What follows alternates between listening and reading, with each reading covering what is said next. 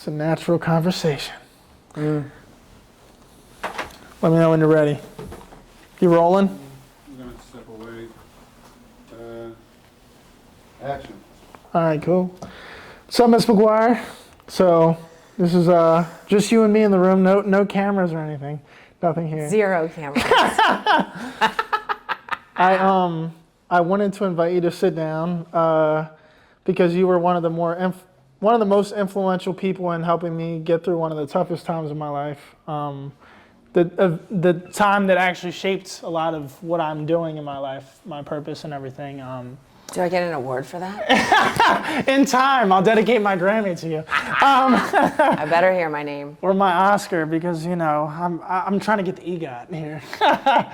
But no, I wanted to sit down and talk with you about like kind of your story and about my story. I want to hear kind of like what got you into wanting to teach. I know you taught for 12 years, and then kind of what got you shifting out of that. And then I also wanted to talk with you a bit about just kind of having you ask questions of things that you don't know about me. You know, there's a lot that since high school that I learned about my, what was that?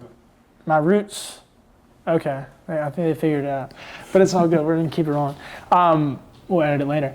But there's a lot that you don't know about me and like you know a lot about my upbringing in terms of like having a decent family, but I guess like Right. being adopted and like kind of finding out about my Yep. biological family and the roots of that. So Yeah.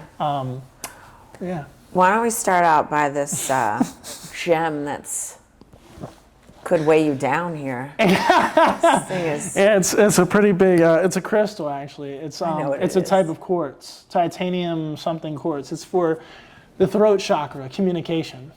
Something that I'm a gifted communicator, you know. all right, so what happens if I take that off and rip it off? You're not gonna be able to It means that communicate? I'll probably be a little bit. I feel like it's the balance of me being able to listen a little better because I'm pretty stubborn and I talk over people sometimes. But I'm getting better with it. So it's for the throat chakra, you know what I'm saying? Okay. For All helping me balance. You know, I got part of bipolar. I'm a little bit out of balance sometimes. You know? It's okay, it happens.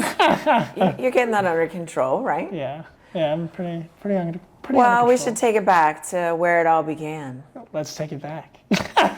Eastern Tech. Yep, I brought the yearbook. What did you know? You said you looked at what you wrote. What'd you I write? did. What'd I'm you going to write? share it. Share it. Yes. Where is it? I don't know. Class It's in of the back. Class of 2014. Class of 2014. You have come such a long way. It has been a pleasure to have taught you in 10th and to have had you in my business class and resource. You have true talent. Follow your dreams. However, have a backup plan, aka college or a job. You will learn so much. Don't let people take advantage of you. Consult many before jumping in. Keep in touch and reach out if you need help. People are there for you. Love, Miss McGuire. I feel like I did pretty well with that message. You did all right. I didn't yeah. really have a backup plan though. I mean, I did, but I had 3 jobs. I mean, I had things. That was very, very kind and very sincere message. It was very needed at the time. It was very tough.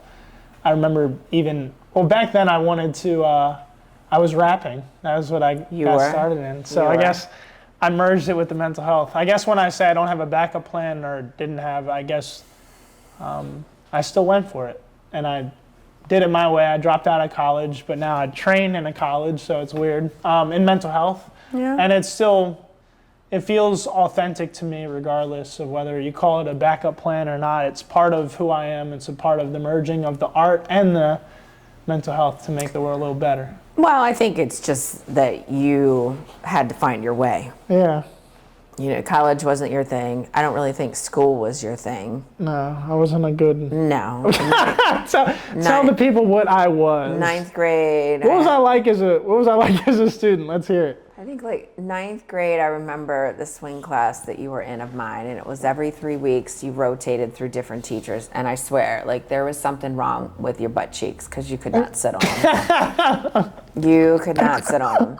And 3 weeks, I'm like, oh my God, this kid, he's gonna drive me bananas.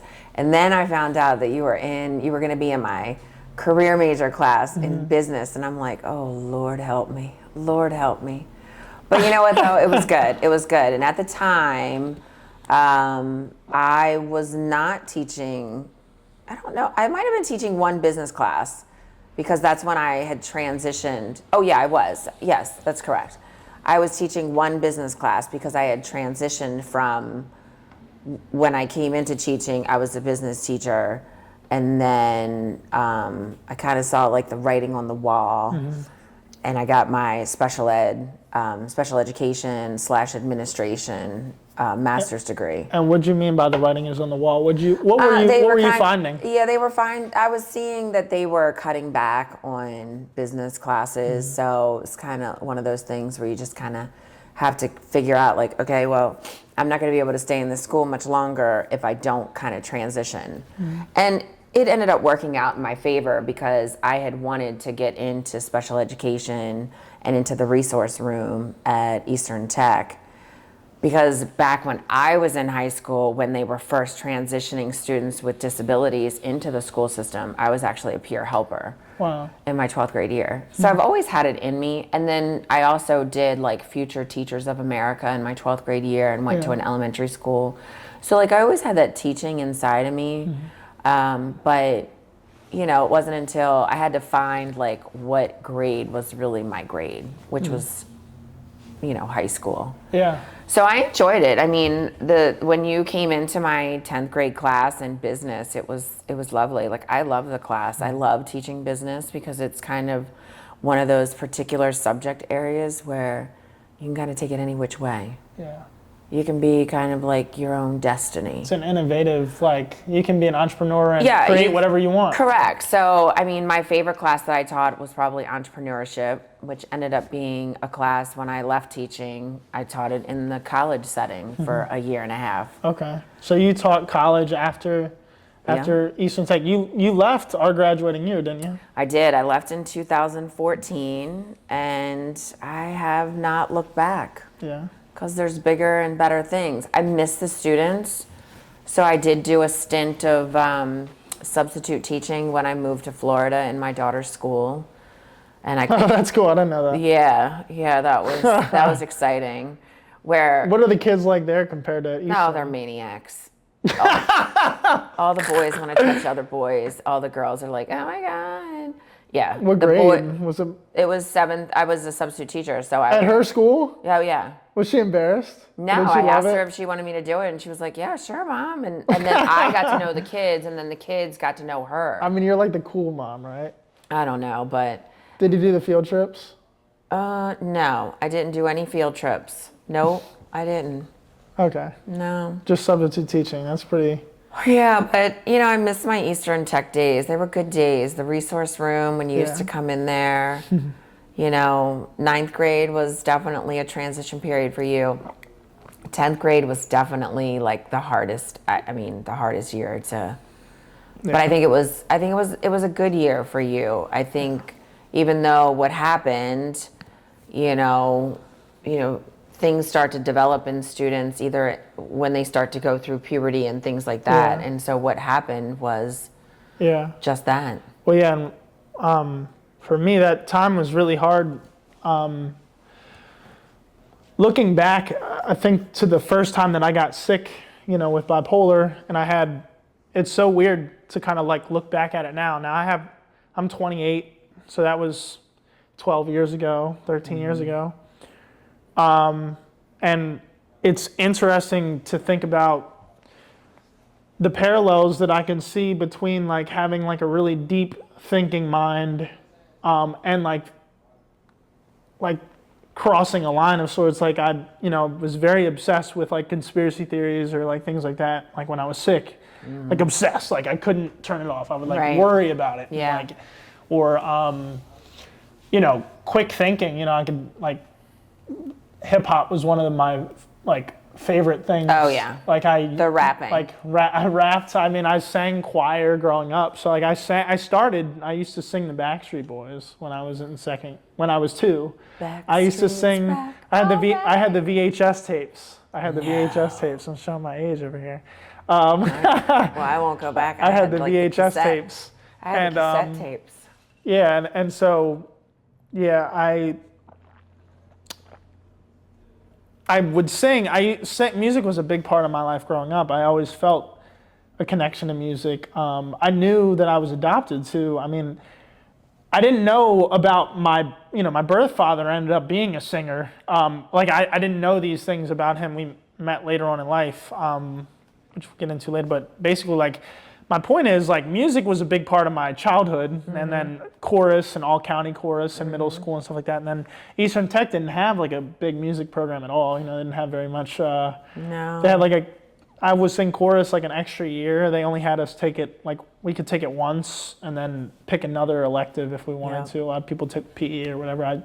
I love music, so I think I took it twice. But hip-hop, music really, helped me through one of my darkest times, in terms of, it was part of the illness in the sense, or illness that I thought so quickly, and then it was all scattered. It was all over the place. And I remember when I gotten sick, Mr. Machaki, he told me to take my hat off in the building, and how we started. I don't know if you saw any signs before this, but I had told him no, and then he sent me to the office. He said, well, okay, we'll go to the office. Well, that wasn't like me, because I'm pretty respectful overall. Yep. Even though it was hard to keep my butt in the seat. But Mr. Machaki basically, sent me to the office, and then Mr. Satterfield, you remember Mr. Satterfield? I do. He's a cool guy. Yeah. Shout out Mr. Satterfield if you're listening. But Mr. Satterfield kind of helped. Might have been my Eastern Tech crush. Oh, God. The truth comes out. The truth comes out. It always comes out. I think he knows. He knows. But it's okay. It's okay. I might have been his too. Was he like whatever. your work husband? Or? He was like my work husband. Yeah. Pretty much, yeah. Yeah. Anyway, we digress. The nostalgia. The nostalgic memories. Mr. Satterfield, back to the combo. Thanks for that brief commercial intervention, the commercial break. But Mr. Satterfield, he basically asked, what's wrong? And I, why didn't you do this? And I'm like, why didn't you just take your hat off? And I said, I just started crying. I couldn't control, I just started crying and bawled my eyes out. And from other friends that I've talked to at that time, I was very, wouldn't always make eye contact when I was speaking. I was all over the place when I spoke. So I got dismissed. He didn't know what was going on. I got dismissed. I went to basketball practice, and Coach Book, remember Coach Book? Yeah. He was like, what's wrong? I heard you got sent to the principal's office. That's not really like you. And we're in practice. And I'm like, you see that basketball hoop? I said, that represents the dreams that I just can't reach. And I remember saying certain things that were very odd, very riddly, metaphorical in nature. And I remember my parents knew that something was wrong. They took me to the hospital, and I started screaming and cussing. My first hospitalization, I was in complete denial of anything being wrong. And I'm and mind you, I wasn't sleeping.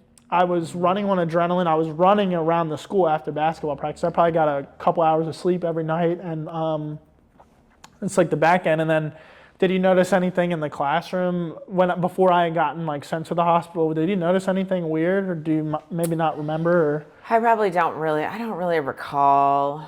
I mean, probably just, I don't think I can really recall anything. It's been so long, unfortunately. Yeah, that's all good.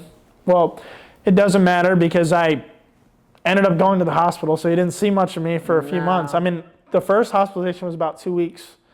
I was at GBMC, and then they transferred me to Shepherd Pratt. And I stayed in Shepherd Pratt for 2 weeks straight. They said that I had a manic episode. I don't even remember. They basically sedated me. I woke up in the hospital the next morning because I was so off the wall. And I was well, I think, if you're not getting any sleep, obviously you go into a manic type of personality. Yeah. So some things can emerge. What was interesting, I completely didn't think I had anything wrong in that first hospitalization. And it was interesting that I would get out of the hospital, and then I'd be come back to school, and I'd still be mad symptomatic, very couldn't control my emotions, very kind of hyper at times. And then I'd be back in the hospital. And then it was 3 weeks. And then I started getting they put me on a lot of medication. They like snowed me, so I had Yeah. lithium, risperidone, Depakote, like Yep. Thorazine, like I was on all types of different meds at different parts of that hospitalization. Well, were you on meds before? No. I didn't think so. Which I would have thought, you know, from knowing you, I would have thought you had a little touch of ADHD. Yeah. Just because of, like, you know. Well, it's interesting, like I found out, I mean, I had known, like my birth parents gave me up for adoption because my birth mother, she had me at 44 years old and had been hospitalized at that point with bipolar disorder and schizophrenia 70 times. And met like all types of things. I found out later how much and like more about her. My birth father, he had bipolar and he had alcoholism issues. But I was given like a second chance with my birth parents. I mean, my adopted parents, both of their mothers had schizophrenia. And then both of their fathers had alcoholism. And they were chosen through the adoption agency specifically to, like I was blessed to have been given up through an adoption agency. My aunt was the legal guardian.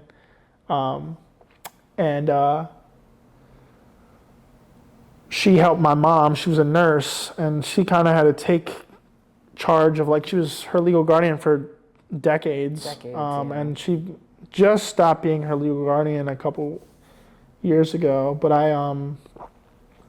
that's a wild story, but not to get too off track, but it was, I kind of had the markings, you know. It's interesting. Back then it was, everyone in my life looked at it as an illness, and obviously like I have bipolar, but where I'm at now, it's shifted the way that I look at it and how I look at it. But before we get into even that, I wanted to go back to, you know, kind of that hospitalization period from 2 weeks and then 3 weeks I was in the hospital. Mind you, like when I get back, I have all this makeup work, and it's Eastern Tech. It's like the National Blue Ribbon School of like, you know, like it's this huge, like, you know, prestigious public school, and they have so much work, you know. It's like I had to drop out of AP World History. I had to essentially get, you know, I had to basically, I wasn't ever able to make up the work. Like it was like 2 weeks I was in the hospital, then 3 weeks, and then it's like I had 5 weeks worth of makeup work. It was like which is half on a top quarter. of my whole like illness and like the overwhelming like, and the third time I was hospitalized, like, cause I'm dealing with my own symptoms of like grandiosity and like all these things. And then it became depression. Halfway through the second hospitalization, it started to turn to like, I'm thinking about all the things that I said or weird things that I did. I started becoming aware, and it like hit me. It was really sad. Like it was really dark. Like it was really like, Shepherd Pratt was really lonely. I was blessed to have my parents come visit every night. Like I was so grateful, but and my aunt who had bipolar as well, I put her on my list to visit because I knew that she had bipolar, and my Aunt Pam, but it just, I became aware of like a lot of those like moments, and it was embarrassing because I'm already having a high school experience, which is already embarrassing. So, and then I like came back to school, and everyone asked me like where I was, and I think the third time or something, I had told them I was in Shepherd Pratt and I have bipolar, and it's like, for me it was easy because I couldn't pretend. On top of the difficulty of having it. I couldn't hide anything. It was like, that's another layer of like stress. Like I don't want to hide, you know. I think I've only known how to be honest. I overshare a lot, I talk a lot, but it's because I don't know any other way. I've always been taught by my dad, my adopted dad, of course. My dad my parents gave me my name. My adopted parents. I say adopted, but they're my parents. They were the ones that raised me, and they gave me my name, Sean Driscoll. And my dad was a very sensitive, like caring leader, hard worker, very like in charge of the household, but very like in touch with his emotions. The dad that I needed when I was going through. I didn't need tough love, dad. I needed like real dad. Yeah, I needed like Love you, dad. Kind, like hearted, like that heart that I have is a lot of like the people that were around my Aunt Teresa or like my dad or my Aunt Pam, like all these people that kind of shaped this, my Aunt Barb, like shaped this person that you see at least early on, and it just like everyone needs support, and I had that, and I was blessed to have an administration at Eastern that understood things, and you really advocate. I mean, you had the kids write cards out of construction paper, right? I mean, they made me cards. Well, it's a lonely time. I just dealt with a cousin who went, not similar story, but went to rehab. That was a very lonely time for her.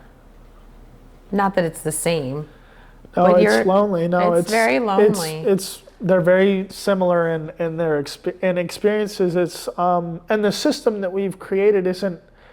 Our mental health system needs a lot of work. It's not really a system that's meant to cure things. It's not really a system that's meant to empower. I work in Western medicine, but I'm not like a big I'm very Eastern, holistic, very like treat it with a lot of I'm mainly fruitarian. I'm holistic, off meds for the last almost 2 years now, and balanced and stable and full brain capacity, control of it. And Western medicine doesn't teach that, especially in America. It's very based on take your medicine, you'll always have to take meds. Correct. And that's what we'll get into why I'm like that in a couple minutes, but it's like it masks what really is going on. Yeah. We point to meds, but we don't. So interesting that we don't think about the poison in McDonald's. All these fast foods, right? All these like things don't that talk have. About that because I just had Chick-fil-A and I love Chick-fil-A. It's all good. Don't take Chick-fil-A. I won't say nothing about your Chick-fil-A, Mr. Dyer, if that helps. No, but it's like balance, right? It's like we all have. I had some cheese curls earlier. I posted on my story. What? I know. Who are you? I know. I don't even know you. Well, I kind of, here's the thing. I'm kidding. I spent, since then, that childhood until 2 years ago, I spent eating fast food or like all types of things, Taco Bell, not being aware of like the gut and the impact the gut and the mind connection. We don't talk about that at all. But that is one question. So we'll take it back to like going back to Eastern, where when students would get brought up like yourself, or they would think that there was something going on with the student, that was like number one question is, what are you eating? Yeah. Because I think there is a lot to say about what you're feeding your body, because junk in gives you junk out. And it's so, in America, it's so like... it's terrible. I just got back from Europe from being there for a month. And well, their standards are higher. They don't have as many ingredients. They have more natural food. Our bread isn't even bread over there. Like, it's not even food. Correct. And then on top of that, you have all of these different areas that are self-sufficient. So they grow their food in their town. Yeah. And you don't have these big supermarkets. Yeah. You have little tiny markets, like corner markets, but not like the corner markets that you see in DC and Essex and things like that. Not those corner markets. Well, those and even like Baltimore City, you had the, working in Baltimore City, what do you see? The corner store with the alcohol and with the cigarettes. The cigarettes and cash your paycheck here. Oh, of course. The check cashing. Right. Yeah. It's not the same. It's a setup, and it's all junk food in there. Yeah. European food, there was definitely a difference. But I digress. But that was one of the things I would always ask students who were brought up on student support team. It's one of those things that's like, we talk all about meds and safe places to talk, right? And to me, like, they're needed, right? And meds are still needed in the world that we live in but it's funny, but because if we got rid of a lot of the environmental problems, I wonder would they be needed, right? We went for years without meds. Where did they come from? We won't even get into that on this. We're not even going to get into it. That's a whole nother. It's a whole other conversation. But regardless. But yeah, but going back to in the Eastern, world we live in, obviously, you know, it's like, and I needed at that time, I was out there. Stabilize. I needed stabilization. You needed to stabilize. And without knowing anything about what I know now, it's like, that's what the path to stabilization was. And unfortunately, this has become almost like a crutch where you don't have time to go through and to sort out like what really is going on. So they're very quick to give you meds, which I'm not saying is a bad thing.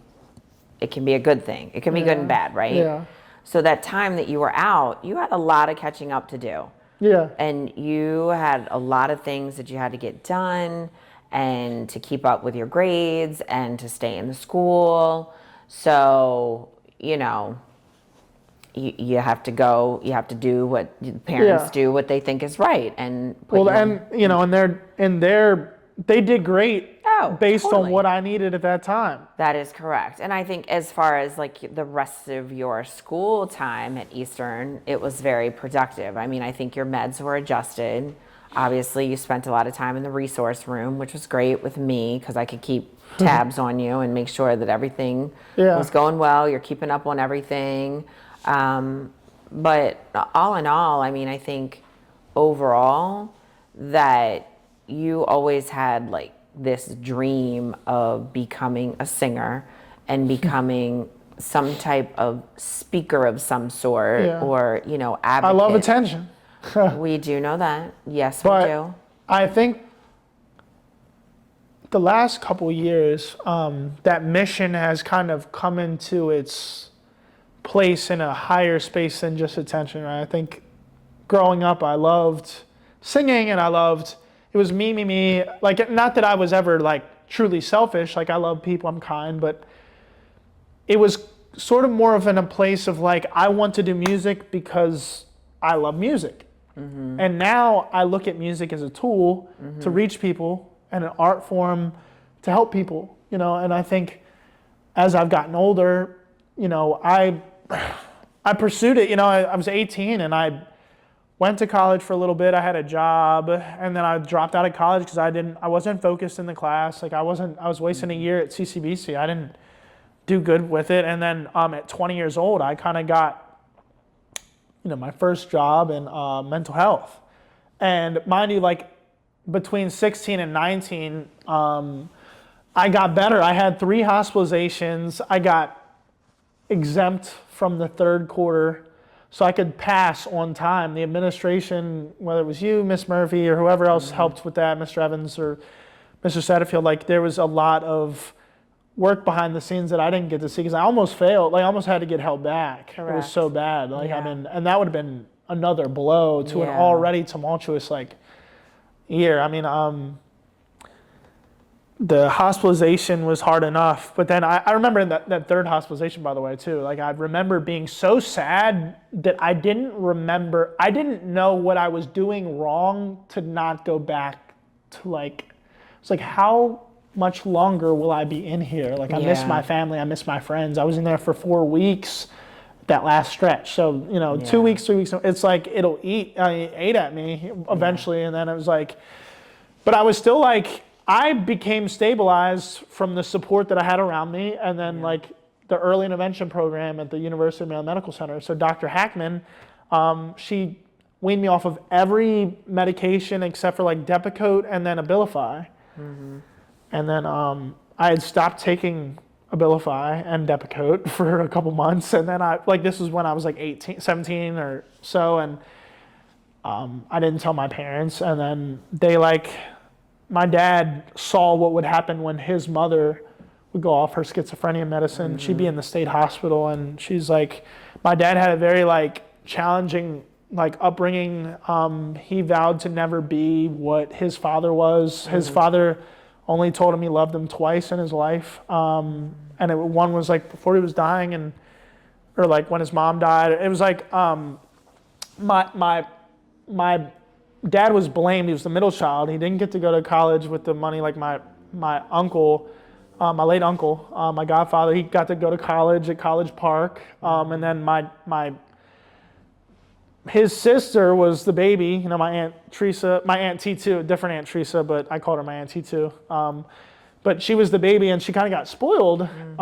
Which left your dad out. Left my dad out. Now, both of them are deceased.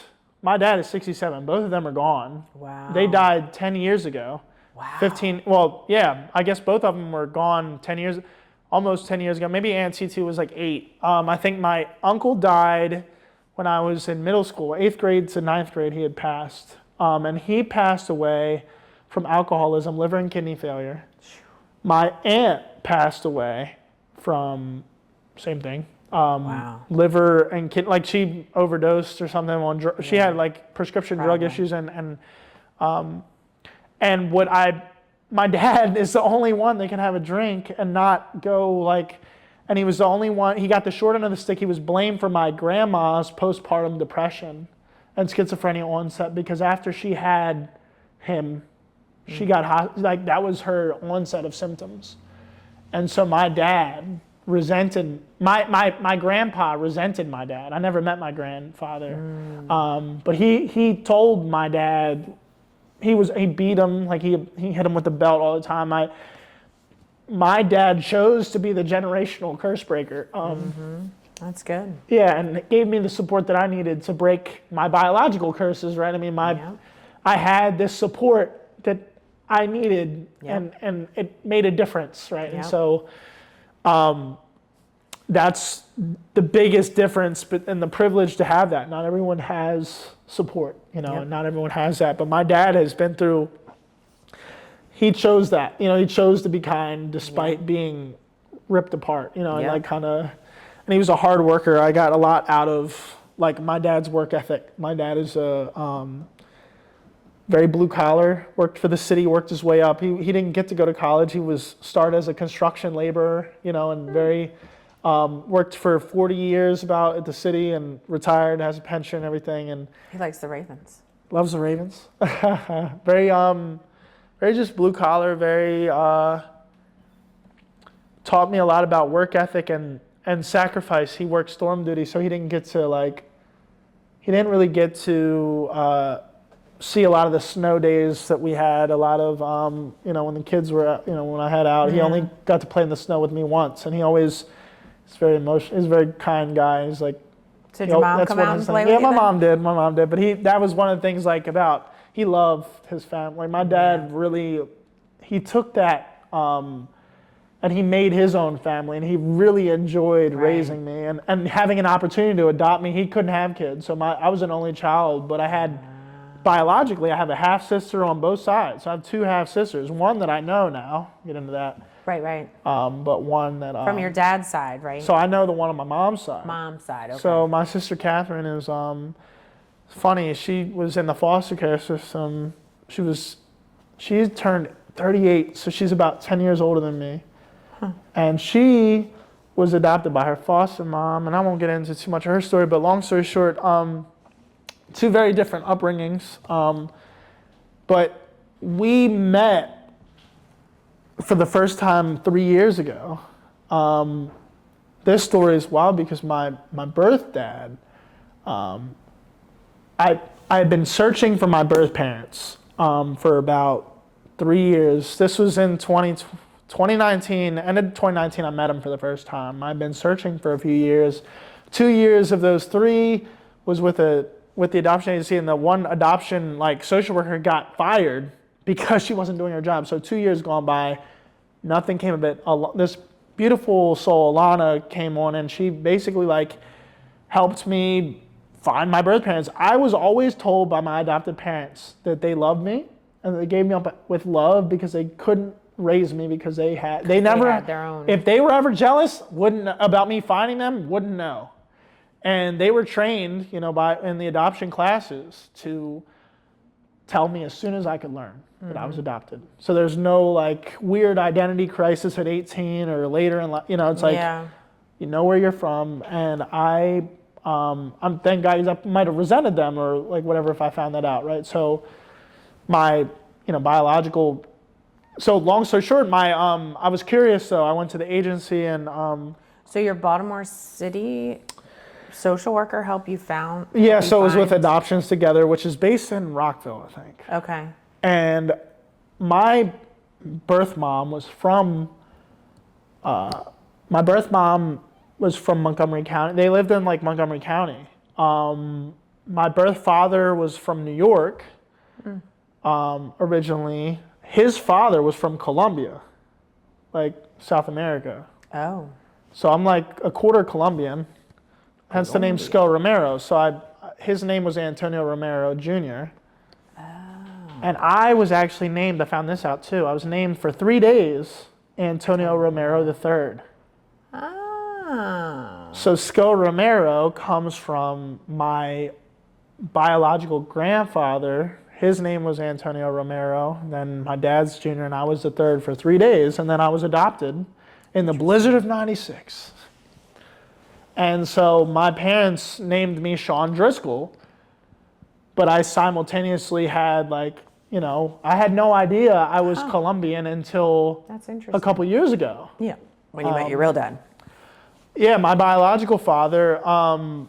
So that was wild. So Alana had found him, and there was a whole bunch of HIPAA red tape, you know, just like Yes. he lived in a group home. He was 70 years old. Oh, wow. The time that I had, like, he was 47 when he had me. Okay, and your mom So was 44. yeah, 44. Yeah, so it's like Man, they were he my was in age. he was in a group home. Oh yeah. Oh. Wait, I don't know where are you in that spectrum? Is you're 40? I'm some? 47. 47. Yeah, there you go. Yeah. So they even had. imagine. Yeah, could you, yeah, right. And so my biological. So how that happened was like I went to the agency, and that third year, 2019 December, like I had wrote the instructions were write them a letter.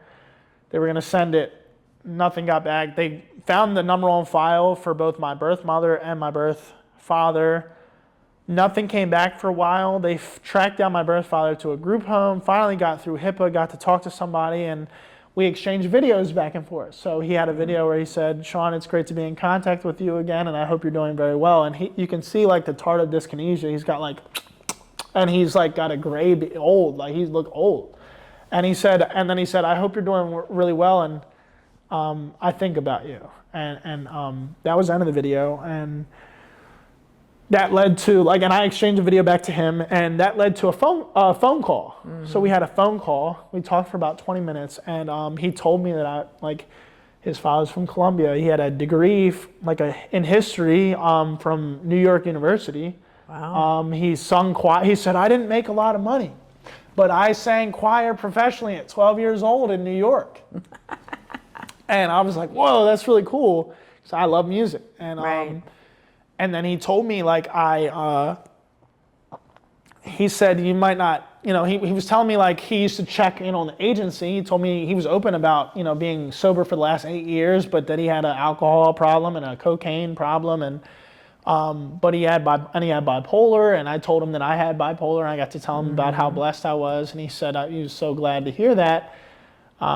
He said he used to call the agency throughout my childhood, and how it worked, like it was closed until I was 18. So I had to be the one to find them. I had to find them. Okay, that makes sense. And it was closed. They didn't know my name. I had to go through the agency to find them. Right. And I did, and it worked. Like, I mean, this is like a fairy tale ending. I mean, which ways it could have went. It was Yep. like, so, he said, before we got off the call, we were planning on doing a meeting after the holidays. This was about December. We were going to do a meeting after like New Year's, like to meet in person. And, Yeah. He said, you know, you might not understand this, Sean, but I love you. And I said, I do understand, and I love you too. And so we're planning this meeting where we're going to, and I'll never forget, January 2nd, I got a phone call And he had died January 1st of 2020. And when did you talk to him at first? When did you see him? December 11th. Wow. I talked to him on the phone. Think he was holding out? 100%. I think I found out recently. I talked to someone who knew him from his childhood. Interesting. And I found out that he, his father and him, when he was 18, he had like teen angst, and like he was like a great, like very, very outgoing person. And I learned he was like quieter later in life. He liked to read, he was quiet, very kind though, smiled. But I found out that he actually had, at 18, his dad had died of a heart attack, and they were on bad terms. Oh, wow. It ate at him his whole life, I would anticipate. Yep. And oh yeah. I didn't know that until like this year, like literally a couple months ago, I found that out that that happened. So when he said that, I thought, oh yeah, I love you too. Like, I'm so grateful for you. But no, it was way more. Like it was way like more than was what like you anticipated.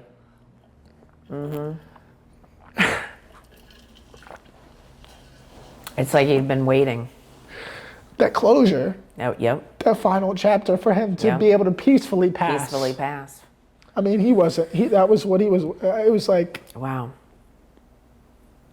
I didn't get to meet him, but I met him. Like that was what I needed. Like I got that closure too. It was powerful. So found out he was having a service in February, and I think like February 19th or somewhere 2nd. I forget what it was. February 2nd, I think, 2020.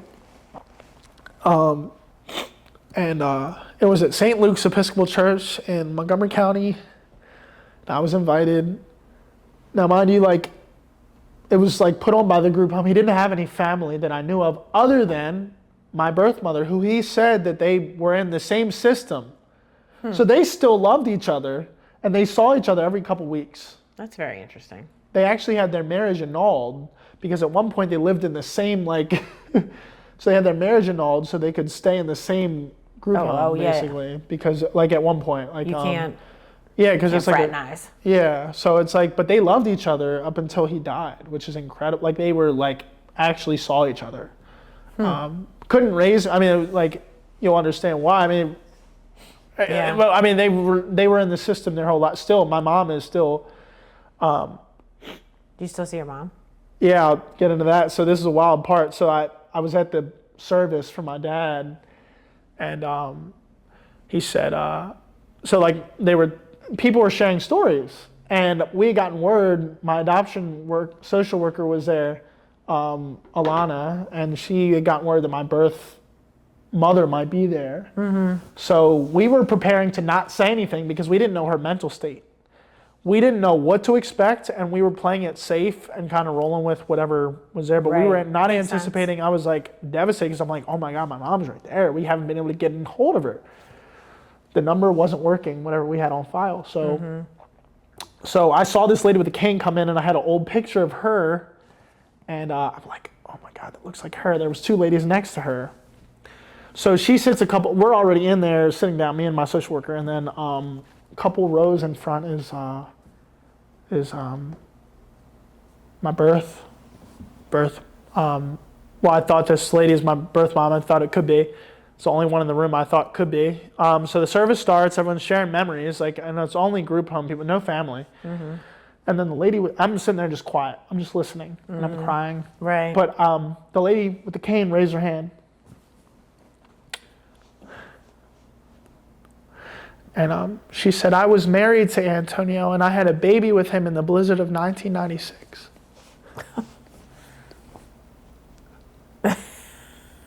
That's crazy. I would have been like, are you kidding me? Did you stand? She sounded happy. Yeah. She sounded like really proud.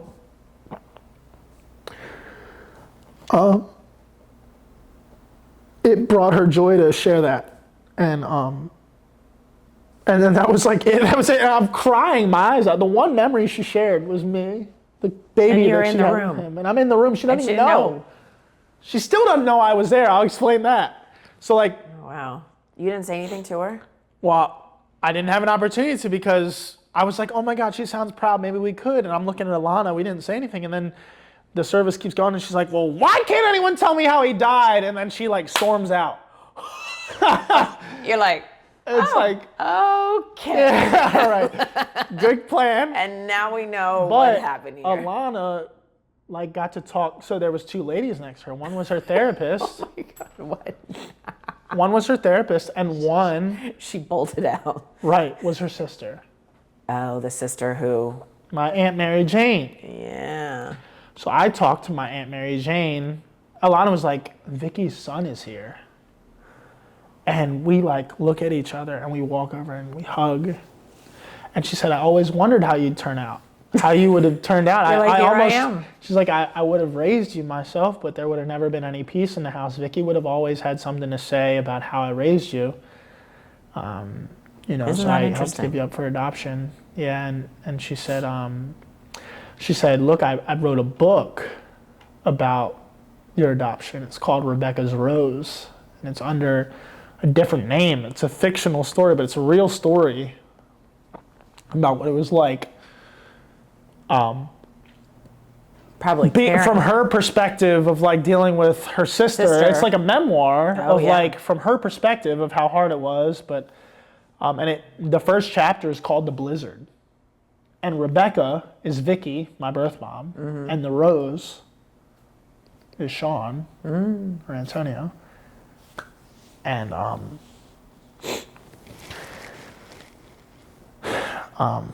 had no idea. That came out in like 2007. Did you read it? Read part of it. I'm bad at like sitting down. Come on, I know. Like, my whole family is right. I'm so busy. Not like. No. I don't even have an It's attention not on span. audiobook? No, it's on Amazon. Like You you don't can have, order like, it. Like the, I'm in chapter 5. Like Come on, So man. what's This the is game? your story. I'm trying. Lord I'm trying. sakes. I wasn't a good student. I'm not the Sean. reader. I have no attention span. You know how many thoughts I have in my mind? I don't read anything. I listen to things. I'm better at listening. I listen Well, to then books. you need to get somebody to read it to you. Story time. Well, here's the idea that I had. I would like to read it and make it an audiobook one day. And then I'm going to write my own book. Don't they have that thing where it reads to you? I don't know. People who are visually impaired have like something on their Well, phone. It's like I am Audible. attention span impaired. Well, you can listen to it in your car. Well, my dad has read it, my aunt has read. Like they lapped me. Like I would give one of them the book. They read the whole book. Of and course I'm they still did. At chapter 5. It's been 2 And- years. Like Why don't you do like a chapter every week? You go to your parents' house. They refresh, and they reread the chapter. it's a hard book to read too. I started reading and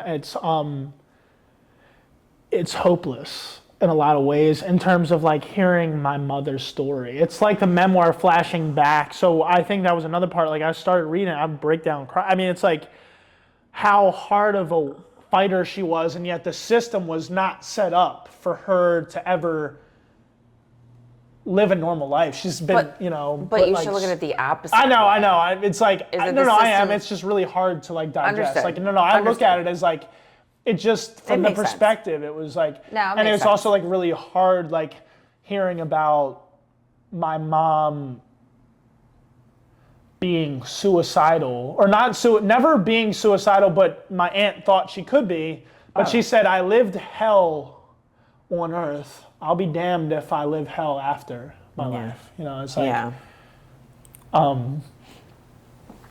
Well, it's hard. yeah, I it's mean, like, well, it's hard for yeah, her it's sister. a hard, you know. I'm sure her sister had to put her away. Yeah, it was, That's the problem. It was, I mean, hearing about how much, you know, they were privileged. They spent money to get her in a hospital that was private that completely failed. I mean, made her a zombie and like, Yeah. and then like, you know, and then like medicine after medicine after medicine, nothing worked. Well, it's the same for you. Yeah. I mean, well, mine had stabilization properties at least, except I wasn't. Like, going back to my story, it's like I was, the lawsuit with Abilify, hypersexuality, binge eating, compulsive gambling. I was on the medicine for 18 to 27, beginning of 27. Yeah. I thought I'm a young man in my 20s. My psychiatrist at the time, the lawsuit came out in 2016. I was on it since 2014, 2013. Didn't know, so Dr. Hackman didn't know. So it's like, I just thought that's how I am. Yeah. Well, I looked up this symptom. I'm like, oh my God, like I got this new job. I got a promotion. I was working in mental health, but not taking care of myself because I didn't even, I had so much stress, not making enough money. I made $12 an hour to $16 an hour. That's for 6.5 years doing something to help people. That's what I did it for. While pursuing music, I went bankrupt pursuing music in 2020. Like I went, 2019, 2020, I went bankrupt, completely failed, took out a $25,000 loan while making $30,000 a year and working another job with a young man with autism on the weekends and working at miscellaneous like bowling alley or liquor store delivery or like liquor store delivery. Can you imagine like this guy? And then, so I'm on like pursuing what I love and helping people at the cost of like not being able to live. I didn't move out until 28 years old, like 27. I turned 28 in January 7th and I moved out January 1st of 2024. Like this year, like, it's like. But that's good though. Well, no, it's good. I love the fact that it helps me appreciate more my ability to take care of myself and like all these things that like, but you have to look at it from my perspective. I'm seeing people get these like high paying jobs. I'm seeing people go to college and graduate and get these jobs that are like 70 grand, 80 grand. Like, I'm like, I'm here like, and I'm questioning at times like, did I make the right decision? Did I like this or that? And then I get this job in November of 2022 and I made more money than I ever thought that I could make in mental health. My goal was to let music pay off and that was gonna be my thing. Yeah. I went from making $30,000 a year to making $70,000 a year to train and consult as a supervisory role type thing. The early intervention program, peer support specialist, one of which I was in as a patient. At Maryland. So now I'm training staff, and it's like this beautiful full circle, along with the fact that my doctor that I had, Dr. Hackman, who helped wean me off a bunch, my favorite psychiatrist I've ever had, I worked with her for 3.5 years as a colleague of sorts, because I was the peer support specialist on the team. Right.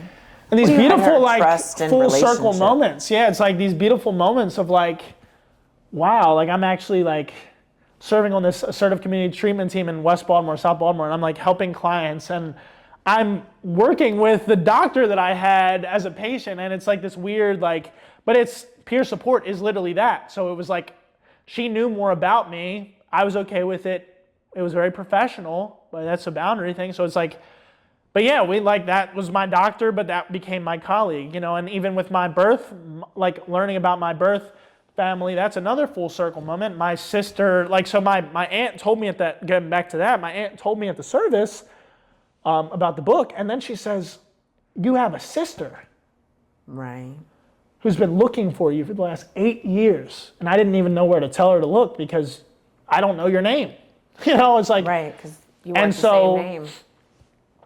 Come to find out, my sister was a psychologist. Oh, no way. And she went to school at University of Maryland, and then she taught at University of Memphis. But before like that, she was actually under supervision of a fellowship. She was a fellow at University of Maryland at the VA under my current supervisor. Oh, that's weird. So my supervisor knew my sister before I even knew she existed. Wow. And loved my sister, by the way. How cool is that? But how weird. I mean, what are the odds? Like, I want to know the odds. Yeah, that is kind of odd. I mean, all my story is like a damn Lifetime movie. This painting. So I found out my birth mom, that's hers. That's your birth mom? She painted this. She has like different styles. Like she's very abstract. She did a lot of abstract art. Yeah. My birth aunt is a writer. My birth father is a singer. Right. So you write and sing. I'm all those things. I have a very, I'm not really like an art You're not an painter, arty. but I'm very like artistically, aesthetically, like I have an art eye for it. Like stylistically, like, by the way, my musical abilities, my writing abilities, and my like eye for art didn't come full on until I was off of meds and stable. My brain power, I can freestyle rap.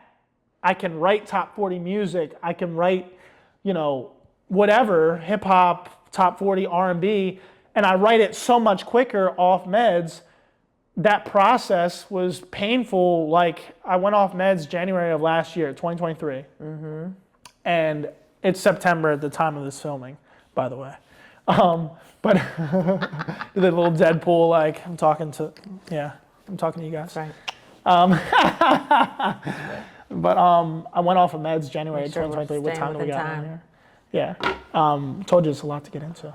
I know. But January 2023, I got went a lot off to meds. talk about. I don't even know if you need me here. Well, it's a chant. We're gonna go back. I know I'm on a tangent. We're trying to get a lot of content here, and we're gonna shift back to. You're a chatterbox right now. You're facilitating though. It's like you're the interviewer. Didn't know you were interviewing, but I'm gonna interview you too. So we'll wrap up within the next 5-10. Then we're getting you on the spot here. I don't want to be on the We'll spot. switch chairs. I don't need to switch chairs. Regardless. But that is cool, But though. no, so like It's a full circle. my Full circle of life. yeah. I mean, like the Lion King. I'm breaking. Oh, we did it at the same time. It's like, it's like hold this Simba, like it's like You're Simba. yeah, and but I'm breaking generational curses on between. I don't drink, I don't smoke, I don't like. I'm a straight edge of that sort. I don't, I'm high off life. I found my own way. I'm authentically me. I didn't know that I could do this. The medicine thing came because I was like, oh my God, I've been on this medicine. I knew for a year, but I was so stressed I couldn't get off of it. Mm-hmm. So I'm on 10 milligrams of Abilify for 9 years. Didn't know it was causing these things. So I'm like, you know what? I'm only on that medicine. I'm gonna go off of it and I'm gonna figure it out. Yeah. And I did. And I built this routine with my friend Zach and a bunch of videos from David Goggins, who is like this guy that basically talks about, callousing the mind, and like he's a Navy SEAL, but he was like 27 spraying for cockroaches, and like he like lost a bunch of weight. Cool. 30 minutes left. Thanks, Ev. He lost a bunch of weight. Ev just got a spec, right? Lost a bunch of weight, and he had sprayed for cockroach. And basically his mindset is like, do uncomfortable things to program your mind and control your mind. You have more control over your mind than you think you do. That's and correct. I took that mindset and I took the gym routine, which I hated. Mind you, I'm 275. I was 275. I'm 185 right now. Yes. 275. A year and a half ago. You lost like a whole 10-year-old. Right. Right. Like, or a fat 4-year-old, right? It's like, no, that's a big. 4-year-olds that are that size. Jesus. No, I'm just kidding. Like, They're round. They're as round as they are tall. a giant. They're a weeble. They're wobbling, wobbly wop. No, so like I ended up, I was 180, I was 275, and I was like a shitty boyfriend. I mean, I cheated on this girl like so many times. Terrible. Well, it's We won't go the there. one person that I feel like I should have, or not should have, like I've let it go, like I've understood that she had the choice to leave for 2 years, and I had the choice to, she found out multiple times that I was cheating. She stayed, that says something about her, but also like, I was part of the med was like the obsession of the thought. Like it was like, I had a gambling issue, I was hypersexual, and I was 275 from binge eating. Like I ate a lot, all the time, fast food, crap. Now you're. I'm mainly fruitarian. That came from like that's another like your own thing, right? Like people say you need protein. It's like, it's such a misconception. Protein is for your skin and your nails, and it does help. It's 9 amino acids, block chain amino acids, but there's also 11 other ones that our body needs, and all of them can be found in fruit, nuts, seeds, and I take phytoplankton, which is like has every essential, marine phytoplankton has every essential mineral your body needs, everything. It's better than sea moss. It comes from the ocean. It's like 3 million years old. Am I gonna find you licking on the coral? Oh my God, licking on the coral. Well, at least I'm not licking on the eggplant. You know what I'm saying? Oh my God. We don't want you on eggplant. No, I'm That's not your I'm jam. not at the Diddy parties. No. God, We won't. we talked about that. I don't know how that came up. Ev was like, "Are you at the Diddy party?" Oh my God. Anyway. What happened there? We won't go there. Regardless, back to the topic at hand. And I love me some me, so we're going to talk about me for another second. But Of course, we have 30 more minutes of talking about you. probably like 28 now. No, definitely 25. Yeah. All right. Yeah. So long story short, or short story long, I don't know which way it is, but or long story long, I don't know. Regardless, my I don't even remember. I'm fruitarian, but that didn't come until I started just cutting out fast food and soda and juice. And I drank water and went to the gym. That Good was all I job. did. See? That was all that I did. You need a Stanley. Why? It's an overpriced mug. Okay, first of all, it keeps my ice cold. My girlfriend talks about a Stanley. I don't know what's up with that. My daughter, I said I would never buy one. I'm eating my words. I borrowed hers because I like to carry it because I so- drink more. I don't follow trends, I make them. I don't like to. Okay. I don't like to follow trends either. But You were doing that white girl like Stanley Cup thing. I guess it's a girl thing. My girlfriend's it's a black, total but girl she- thing. Like Sydney has it, and I'm like, Sid, why do you need all I these? feel like things? it fits like the Starbucks like aesthetic though. It does, but I will say You also fit the Starbucks. Look at you, like you. No, I don't do offense. You look Starbucks. bougie though. You look a little like. Not bougie. I did not You have want a to wear Stanley this. Cup. For the record, I plead my did case. not She want has to a wear Stanley this. Cup. She has a Stanley Cup. All right. But I didn't want to wear this. I had hot pink Jordans, a hot pink shirt, which I got like a lot That of. sounds like the stereotype, like doesn't it? Like, anyway, all right. Hot we'll keep pink? going. I know it's like a girl color, like a preppy, like. Yeah, but it was black. I had these black, white, and hot pink Jordans on with some jeans and a hot pink shirt to match. We'll table it. Fine. You don't want a banana? Meanwhile, no, I don't need any. Orange banana. slice? No, I'm good, thanks. You sure? Mandarin. It's Mandarin. Well, I'll take an orange slice. All right, there you You know, I have a new title in my name, right? go. What? So I'm now the chief strategy officer. Of I was like, you didn't get divorced, did you? I'm like, Jesus. No. God forbid. I'd be broke. You're the chief strategist. Let me hear it.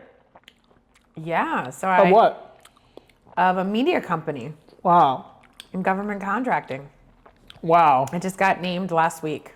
That's badass. Yeah, so I have, I got asked to join, and I'm a partial owner of it too. Wow.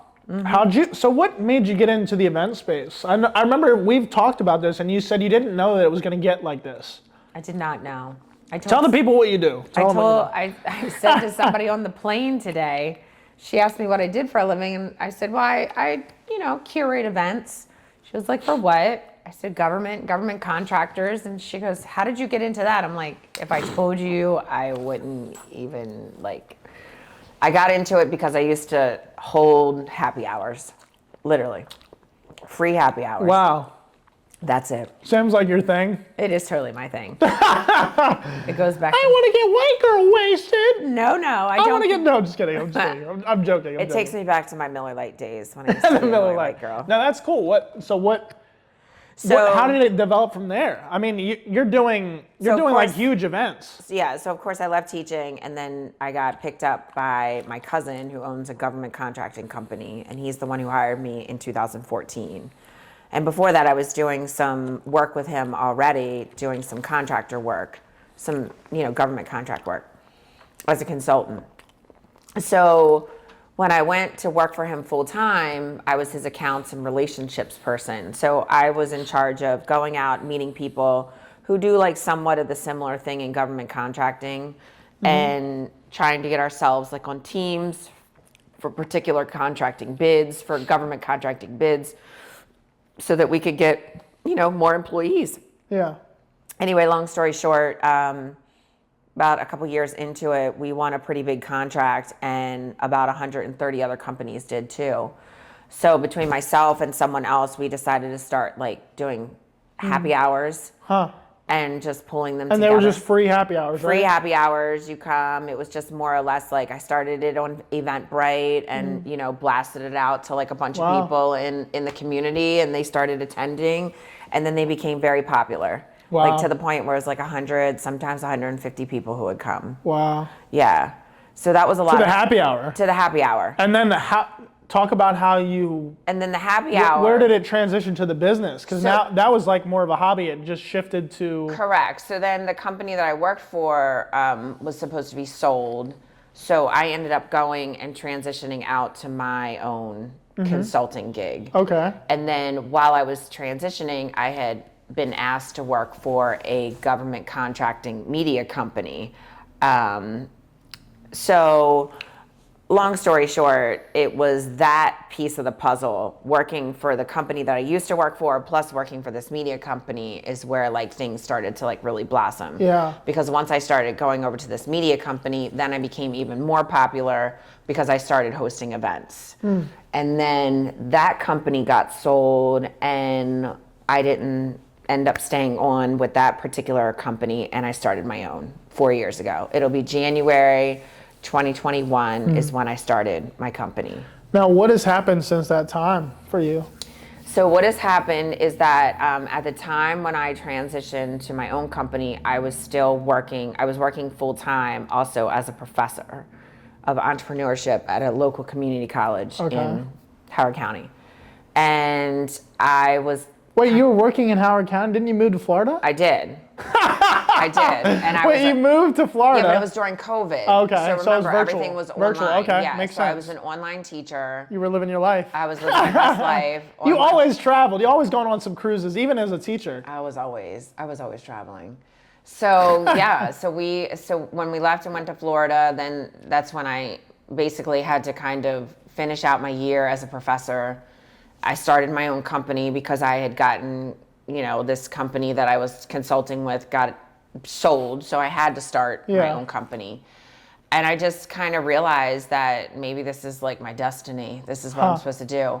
So I just kept like online events going about, things that were happening in the community for government contractors, bringing government in to speak, bringing contractors together to talk about, things that were happening.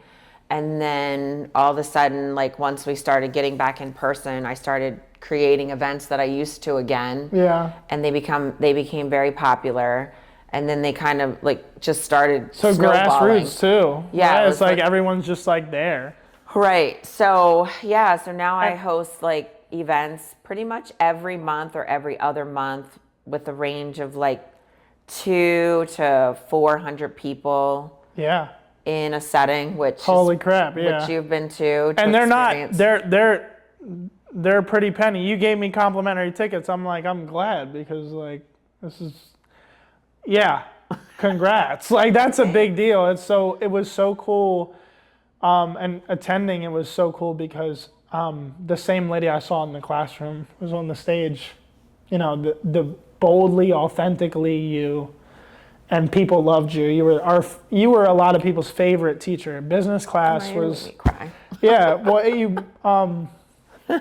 you made so much of an impact. In the one event I came to, you had donated $10,000 with someone else. I always try to give back. An initiative for like students and stuff. Yep. I always try to give back. Last year, between myself and a bunch of other companies, we gave almost $50,000. Wow.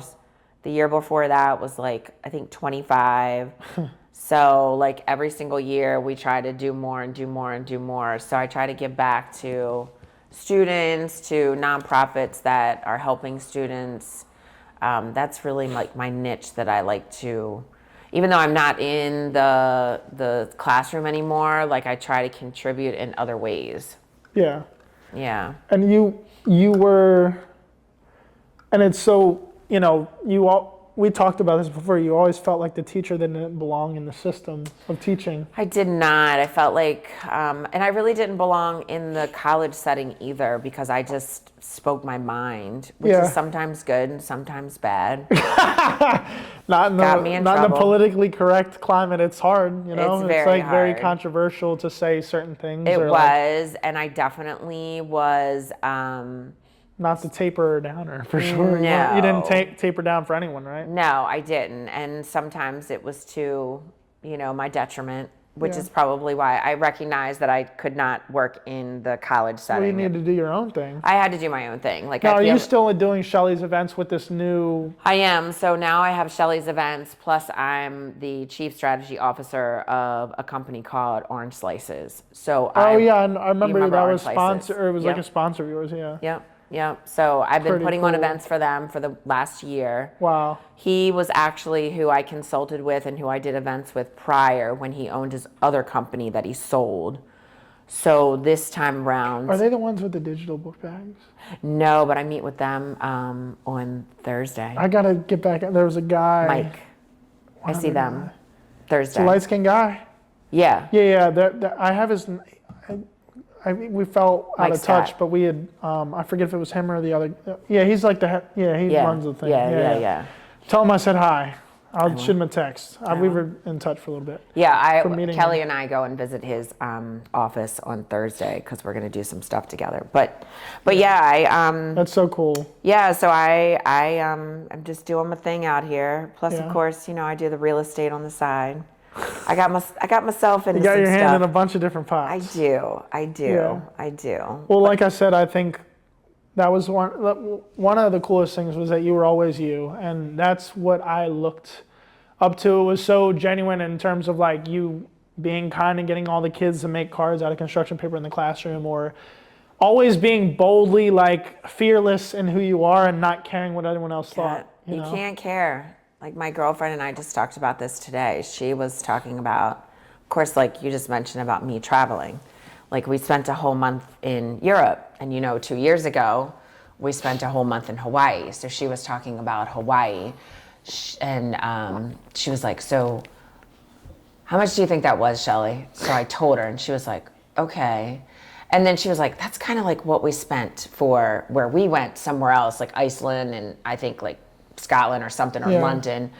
And she was like, "But I would never tell anybody." And I'm like, well, "Why not?" She was like, "Just because like people judge you." And I'm like, Who the hell they're gonna- cares? I was like, "Girl, they're gonna judge you either way." I said, "They're gonna judge you if they don't know how much Yeah. you spent, or if you," I said, Were you always this fearless? When did you get there? I'm here at 28, finally. Well, I feel like finally, but a lot of people never even get here. How old's your girlfriend? "She's the same age as me." Yeah. And she still gives two shits. Yeah. She still I'm cares. at 28. I don't give a fuck. I'm I saying. mean, I care. I mean, I care, but you can't care. but care enough to where you can't be yourself. Correct. Yeah, there's a So difference. if somebody's going to ask me, I agree. If somebody's going to ask me how much I spent, I'm going to tell them because Yeah. I'm being realistic. Yeah. I'm being authentic. Where- And that's what I said to her on the phone. I'm like, "Jody, like you might as well tell them." She was Yeah. like, I just don't want them to judge me." I was like, "Well, they're going to judge you either Yeah, way. whatever. It doesn't matter whether Yeah. you tell them or not. Like, so who cares? But I think what it goes back to, so I tend to push my limits. Yeah. But I think it's when I was 21 or 22. Wow. Pretty young to like, in the world that we live in, it's pretty young to like be like, fuck everybody. Well, not fuck everybody, but like kind of like let go of that burden of, it's a burden. Like caring about what other people think to your own detriment is exhausting. I've done it for 27 years. It's stressful. It's exhausting. I mean, me losing a bunch of friends from setting boundaries of respect because I think about that when I think of those type of things where I cared so much about what people thought of me. Yeah. And like trying to impress people, and like at a certain point I just let it go. It's like, because You can't. if you're really my friend, you're going to be my friend. That happened at last year for me as well. I want to ask you before we get back to that too, what was What was your childhood like? What, like, I don't know much about your upbringing. Where do you meet your husband? At a bar. Like, what, tell me about it. Can you tell me a story? But I think going back to my 21. Oh, yeah, go for it. 21 is 21, when I yeah. met my husband. Oh, wow, okay. So I was very young. Really? But he was he was a cop and he was very different than what I was used to dating. So He's think, retired now. He's like, correct. Yeah. 27 years he spent doing that. But Yeah. either way, I think what was different about him, and what were you dating at the time, and what was different about him? I think what was different is that he came with like this masculinity about him that I kind of needed. Yeah. Like the I feel like structure? there are times where I feel very masculine amongst women and also men. To the point where they're bold like and I'm crushing. Do you know what I mean? like professionally, and then but you're also a mom and a wife, Well, right? and I have to stand my ground way more than I would choose and like right, to. because you're in a world of men. Correct. Again, it's a men's world in terms of like that space too. It's Correct. Like, so they see this woman coming in, it's like your So I think- competition. You're So I think when he came on the scene, it kind of gave me like this different security about myself. okay. But we met through a friend, and he cool. decided that it was either going to be me or the girlfriend. So it was like Shelley's cool. But we started talking because he had gotten a job where I had just moved, and Yeah. I had moved away from where I grew up, which was in Randallstown, and I lived on the Eastern Shore. How's he been with you being yourself obviously he's secure in himself to be with a woman you're kind of like you everywhere, and you're fun and you talk, you're extroverted. How's that been in, if it's not too personal, you don't have to share it, but I've always been curious, like, you're boldly you and you're extroverted and you're no, not like out there, but you know what I mean? Like, you're kind of like, Yeah. it's a lot. Like, he's a very secure man, and he's also I know him, he does my taxes. He's a very, cool.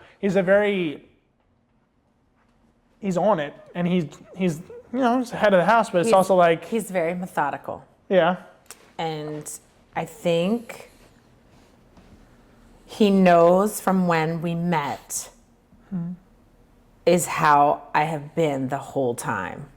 So like, you signed up for this, so you know what you had to begin with. Yeah. So like, I think because Yeah, to tame the dragon there. well, like I mean, there was a lot. Or not, right? Well, right, but like needed I that- met him at 21. I literally just met him when I turned 21, and then he was 22 at the time. So Oh, wow. He was yeah, young, so too. he was young, and then How long right have you guys been after married, by the way? it'll be 24 years Wow. next month. Congratulations. But like after we had just finally, got together, I ended up getting a job as a Miller Lite girl. So that Oh my God. that was kind of like, we met in November of 97 and I got a job in May of 98. I was born the year before. Yeah. So yeah, So funny. we won't talk about that. Yeah. So yeah, Back in my day, I was a Miller Lite girl. right. Serving up the beers. You're a smoker, right? Smoking voice. But I think that's kind of fueled, not fueled, but kind of made Mark realize, like, all right, like, Shelley's not going anywhere. Like, I was doing it for 12 years. I could, Yeah. like, I was kind of like, sort of like a sex symbol. You know what I mean? Yeah. Like, so That's one secure, like, you guys are, Yeah. was there ever any, like, things in your, I'm with a girlfriend who's in theater, and was there ever any, like, we've been dating since December, I'm probably going to marry this, I know that I'm going to marry this girl. I'm only saying probably because I knew initially, but it's also like, wait it out, see how it goes. If it falls into place like that, great, and if Right. not, like, it wasn't meant, but yeah. she's very complimentary, but my point is, like, with you being there, like, was there ever any trust stuff? Was there ever any, like, I guess early on, yeah. how did you guys secure one another in like some of that? Like, So you have your rough patches. give me some advice here. I'm a young man that's in a relationship headed, and it's very serious. So, like, You have to be very, very transparent. okay, there was some non-transparent times where I interpreted things one way, he interpreted things another way. Okay. I viewed friendships one way, he viewed them another. So like, Yeah. you know what I mean? That was in the beginning. And I'm assuming it's gotten better over time. Like in oh terms yeah, of, like yeah, that was in the beginning. Like, you know what I mean? what's the beginning? You got 24 years. 24, no, it's been So 27. it's like 27 years. So what's the beginning? Like before marriage? Or? Oh yeah, yeah. That's cool. Yeah, I mean, it's like ups and downs. Yeah. I mean, you have to trust that your spouse is, I mean, doing what they're supposed to be doing, right? Yeah. And where they're supposed to be, even before. That's a relationship. It's trust Correct. and honesty. Right. And you Otherwise, have it's to not a forgive. relationship. It's a situation. Not everybody is forgiving. Yeah. Relationships do involve forgiveness. Correct. And seeing past certain things and understanding the root of them, right? A lot of Correct. it's trauma, or especially in this day and age, like well, it's either daddy issues or mommy trauma, issues, or or maybe you have some problems and you haven't quite worked them out, or whatever. You know what I mean? Like maybe you're on one page, they're on another. Like you're not Yeah. always going to be on the same page. yeah, It's not always going to be 50-50. Like literally, Mark and I just fought 2 weeks ago about how our relationship is a little lopsided at times. Yeah. Which it happens. yeah, And you like sometimes, and this is sometimes a detriment of being an only child. Like I God. kind of look out for myself because that's just the way it's always been. yeah, So like he is very like he always does things for me. It's not that I ask him to do them; he just does them. Sometimes I'm not the same way. yeah. I'll But your ask. reciprocate. One thing I've learned, like your reciprocation likely comes from other places. Correct. Yeah, like that's what I've had to learn and kind of see past is like women and men think differently. That we is need correct. different things, so reciprocation looks differently. That is correct. So you might not reciprocate in the same exact way. That's right. So, I mean, every relationship has its ups and downs. That's cool. Like it's not easy. Marriage is not for everybody. And the other piece of the puzzle is that you have to grow with each other. If Yeah. you don't grow with each other, That's not a marriage. it's not a anymore. marriage. It's not good. And then on top of that, you can't be jealous of each other. So for right now, you know, Mark had a very like high profile career. Well, I really didn't. I mean, I taught Yeah. and it was easy. But he's happy for you now. I'm sure that you're. Correct. So now our relationship where he was like this and I kind of like did the thing in the household, now it's like this where I'm out all the time like he Yeah, was. yeah. And now he has to hold down the fort. Yeah. Like we have had a role reversal. Yeah. Is everything okay? Sometimes, and sometimes not. Yeah. But you have to call out your spouse sometimes and break it down to them. That's not so nice at times. That's talking tips with Shelley. relationship tips. But I think it's true. It's understanding each other. It's tips and tidbits. There we tips go. and tidbits. And also too, just being open-minded. But you also can't have the same personality. His personality, You are is very not different. He's correct. very like. But if I wasn't around, he wouldn't have fun. It's true. Yeah. But if I wasn't around, he'd have probably a lot more money. Not less investments though. Oh man, that's funny. Yeah. That's so I don't know funny. that for a fact. But I think There's not enough evidence to collect the data on No, that. there's no data on that. That's just That's cool. That's my. That's cool. That's what I think. But no, I mean we're yin and yang. Yeah, it's cool. Yeah. So, Ms. McGuire, 5 minutes left here. What's something that you've learned? What's something you've learned in either teaching or something you learned about like teaching someone like myself, or like I don't know, what's something that you took away, and I'll share what I've taken away from my life and things. So I think with teaching provides Or just life. What's a piece of life? Whatever. And, Yeah, life whatever and you'd like. teaching. Like I think everybody should teach. Yeah. But What I if they think- don't have anything to say? What if they're not good at what if they're not like? People are good at teaching. They teach in other ways. Okay. Mentoring, Okay. you know, I think everyone should teach. Okay, let's hear why. because it teaches you patience. What did you? What did you learn about how people learn? Yeah, no, that's where I'm going, is that Yeah. like you have to kind of sit back and really understand the individual and listen. And this is what Mark will say about me. I'm very good about finding out about others within like a couple of minutes. Because I sit there and I have patience and You listen first, right? You ask listen. a lot of questions. I ask questions, but I listen. Yeah. And I ask questions about people, about themselves. People love to talk about themselves. I know. I can relate. Yeah. But the patience piece, because it does, you can't, in this world now, like you get everything now.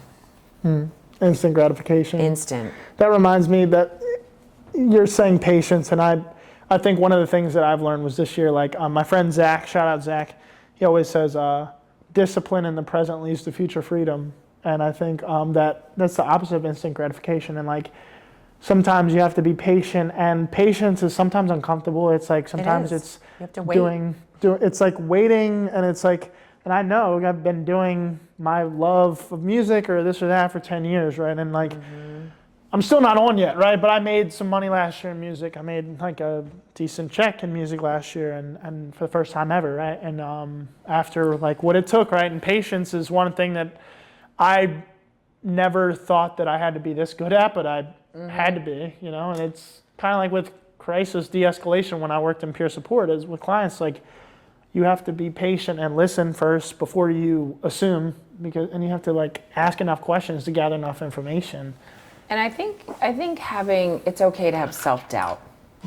Self-doubt is the way for you to check yourself Yeah. into the boards, Yeah. like to kind of reset and regroup. Yeah. How about you? I can relate to that too. I'm really, really hard on myself. And what I mean by that is I want to be the best version of myself, and I want to be the best at what I can be. And I think I've doubted along the path of like ever getting, I finally see the path of like where I'm headed. I feel it. I know that it's coming. I know wherever I'm headed. I don't speak about the specifics to everyone, but I know that I visualize concerts and stadiums and like talking to people on stages and like all these things. And I see the trajectory of how it can happen now. Like I've never known the how until this year, right? And it's like, I've doubted, how many minutes we got left? 60 seconds, okay. I've doubted myself, and I think the biggest thing is learning that it's healthy. Like that fear, it fuels me. It fuels me to be the best me, and why not? Why live any other way? Be authentic, be you, be limitless. Like why not be bold in who you are? Because it's exhausting. It's exhausting trying to mask the shadows. Be something that you're not. Yeah. So, Ms. McGuire, thank you for sitting down. And it's like, this is so awesome. I love you so much. I appreciate you making time. I know you're a busy lady. Listen, I make time. I make time for you. Always. All right, we're out. Wait, let me do what my daughter does. She's so silly. Oh, man. It was awesome. That was good. Yeah. See, I was told you really we didn't need any, it's just going to flow. Whatever. Authentic.